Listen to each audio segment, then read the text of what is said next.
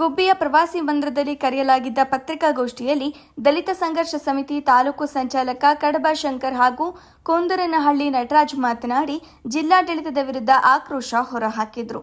ದಲಿತರ ಜನಸಂಖ್ಯೆ ಹೆಚ್ಚಿರುವ ಗ್ರಾಮ ಪಂಚಾಯಿತಿ ಬ್ಲಾಕ್ಗಳಲ್ಲಿ ದಲಿತರಿಗೆ ಮೀಸಲಾತಿ ನೀಡದೆ ಹಿಂದುಳಿದ ವರ್ಗ ಹಾಗೂ ಸಾಮಾನ್ಯ ವರ್ಗಕ್ಕೆ ಮೀಸಲಾತಿ ಹಂಚಿಕೆ ಮಾಡಲಾಗಿದೆ. ಕಳೆದ 20 ವರ್ಷಗಳಿಂದಲೂ ದಲಿತರು ಸ್ಥಳೀಯ ಸಂಸ್ಥೆಗಳ ಚುನಾವಣೆಯಲ್ಲಿ ಮೀಸಲಾತಿ ಸೌಲಭ್ಯದಿಂದ ವಂಚಿತರಾಗುತ್ತಾ ಬಂದಿದ್ದಾರೆ. ಕೆಲವು ರಾಜಕೀಯ ಮುಖಂಡರು ಉದ್ದೇಶಪೂರ್ವಕವಾಗಿ ಮೀಸಲಾತಿ ಬದಲಾಯಿಸಲು ಪಿತೂರಿ ನಡೆಸಿದ್ದಾರೆ. ಇದರಿಂದ ದಲಿತರು ಸ್ಪರ್ಧೆಯಲ್ಲಿ ಹೊರಗುಳಿಯುವಂತಾಗಿದೆ. ಜಿಲ್ಲಾಡಳಿತ ತಕ್ಷಣವೇ ಗುಬ್ಬಿ ತಾಲೂಕಿನ ದಲಿತ ಕಾಲೋನಿಗಳ ಜನಸಂಖ್ಯೆಯನ್ನು ಮತ್ತೊಮ್ಮೆ ಸಮಗ್ರವಾಗಿ ಪರಿಶೀಲಿಸಬೇಕು.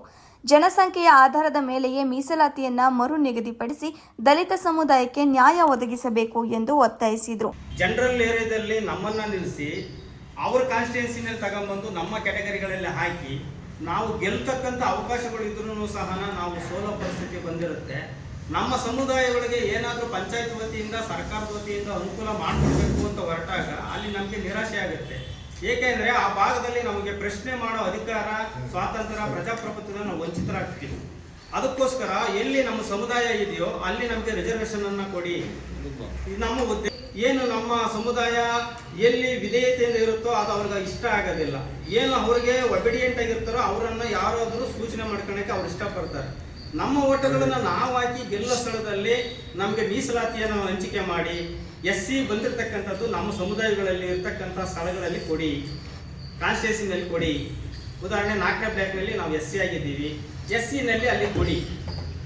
ನಮ್ಮನ್ನ ತಗೊಂಡು 3ನೇ ಬ್ಲಾಕಿಗೆ ಹಾಕ್ತಿರಲ್ಲ, ಅದು ನಮ್ಮ ದೌರ್ಬಲ್ಯ ಅಂತ ನಾವು ತಿಳ್ಕೊಂಡಿದ್ದೀವಿ. ಈ ಸಂದರ್ಭದಲ್ಲಿ ಮುಖಂಡರಾದ ಮಂಜಿಹಳ್ಳಿ ಶಿವಸ್ವಾಮಿ, ನೆಟ್ಟೂರು ನಾಗರಾಜ್, ನಾಗಭೂಷಣ್, KL ರವಿಕುಮಾರ್, ಕೃಷ್ಣಪ್ಪ ಹರಿವೇಸಂದ್ರ, ನರೇಂದ್ರ, ಕೃಷ್ಣಸ್ವಾಮಿ ಸೇರಿದಂತೆ ಹಲವರು ಉಪಸ್ಥಿತರಿದ್ದರು.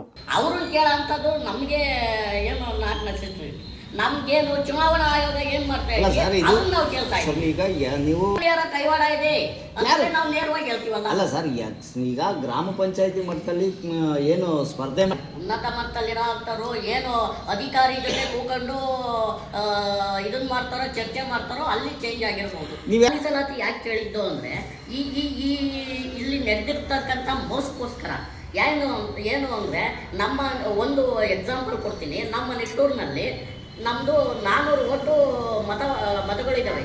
ಹತ್ತತ್ತ 20 ವರ್ಷದಿಂದ ಆ 400 ಓಟ್ಗಳು ನಾವು ಮಡಿಕೊಂಡು ಪಂಚಾಯತಿಲಿ ಯಾವುದೇ ಒಬ್ಬ ವ್ಯಕ್ತಿ ಗೆಲ್ಲೋಕ್ಕಾಗ್ತಾ ಇಲ್ಲ. ಯಾಕೆ ಅಂದರೆ ಇಲ್ಲಿಗೆ ಕಾರಣ ಏನಾಗಿದೆ ಅಂದರೆ ನಮ್ಮ ಒಂದು ಕ್ಯಾಟಗರಿನ ತಗೊಂಡೋಗಿ 1ನೇ ಬ್ಲಾಕ್, 2ನೇ ಬ್ಲಾಕ್, 3ನೇ ಬ್ಲಾಕು ಅಂತ ಮಾಡ್ತಾರೆ. ನಾವಿರೋದು SCನಲ್ಲಿ 4ನೇ ಬ್ಲಾಕು. 4ನೇ ಬ್ಲಾಕಿಗೆ ಆ ಇದನ್ನು ಕೊಡೋದಿಲ್ಲ. ತಗೊಂಡೋಗಿ ಸವರ್ಣೀಯರ ಒಂದು ಕ್ಷೇತ್ರಕ್ಕೆ ಕೊಟ್ಟಿರ್ತಾರೆ. ಅಲ್ಲಿ ಏನಾಗಿರುತ್ತೆ ಅಂದರೆ ನಾವಿಲ್ಲಿ SCನಲ್ಲಿ 400 ಓಟ್ ಮಡಿಕೊಂಡಿರ್ತೀವಿ.